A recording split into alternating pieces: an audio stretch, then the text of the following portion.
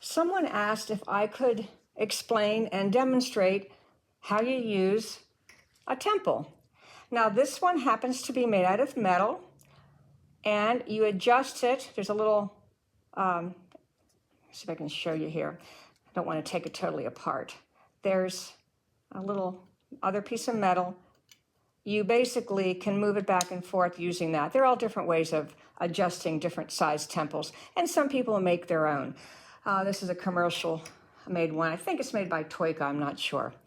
So what's the purpose of a temple? Well, let's move this out of the way temporarily and show you what the purpose is. So you thread your loom, and in the reed, this one is, about 20 1/4.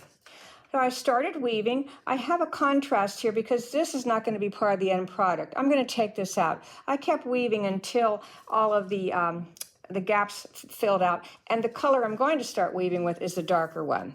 So let's just see now what this was. Now this is just barely 20, so it already has some draw in. For me, when I'm weaving, I don't use a temple. I keep on weaving. Apparently I have even tension, and what I understand, I allow the bobbin, allow the yarn to kind of roll off and catch the edges. But sometimes when you're learning or you're using some very, very fine yarn, you really want to prevent that drawing. So that's basically what the temple's for. A couple of other things about the temple. There are very, very sharp points, and typically you get a protection on them. And you can see here it's at both ends as well. What you need to do is you need to weave enough that you can get that into the edge of your, the width. This needs to be as wide as you're weaving. So I wove about a little bit more than 2 inches. And what I have to do after I measured this to make sure that these prongs were, let me get the shuttle out of the way. The prongs are right at the edge of the fabric or the yarn as it came out of the reed. Now what I need to do is I need to release this because it has to bend a little bit. And what it's going to do is I am going to insert it right in the edge as close as I can. And then again, like I said, it bends just a little bit. And I'm going to do the same thing at the other end. You don't want to go in too far. You really want it to be as close to the edge as you can. And then you flatten your temple and slide your whatever the holder is, in place. Of course, you have to have enough. You can't get too close. Now over here, I'm a little close to where I'm going to start weaving. So I'm going to take that out. I'm going to move it down just a little bit and do the same thing. Put that in. Now I'm ready to do some weaving.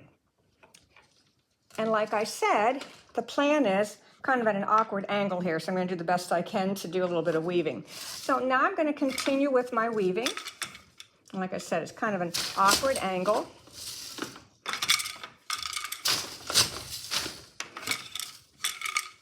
And what you want to do is you don't want to weave too far.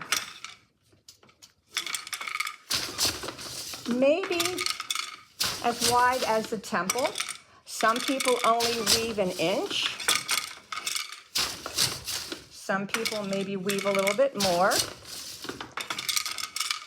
because you want to keep those selvages, the edges, as wide as you can. So now would be the time to slip this, open it up, carefully take it out, and do the same thing, sliding it in. I'm going to hold it together a little bit here. It's a little awkward. Of course, you have those little prongs on there. Need to move it up, again, leaving enough that you can weave and your beater does not get in the way. Kind of hard. I'm doing the same thing on the other side. Going to put that in there, flatten it down, slide this over, and you keep weaving. That's the purpose, the main purpose of using a temple. It's to basically keep your selvages as wide as you can. Because if you keep weaving, you have drawing and drawing, you could actually, sometimes that's one reason why some people tend to break a thread or two. Again, it's one of those devices that I don't use. If I was going to maybe be doing some very fine linen, 30 ends per inch or something like that, maybe I'd want to use one. I think it's a weaver's choice if you want to use one. or not, just like floating selvages as well. All right, we're going to add a little addendum to what I just finished doing. I'm going to go over here. We're going to measure that again and remind you it's about 20 1/4. Even after using the temple, you're still going to have a little bit of drawing, and it is 20.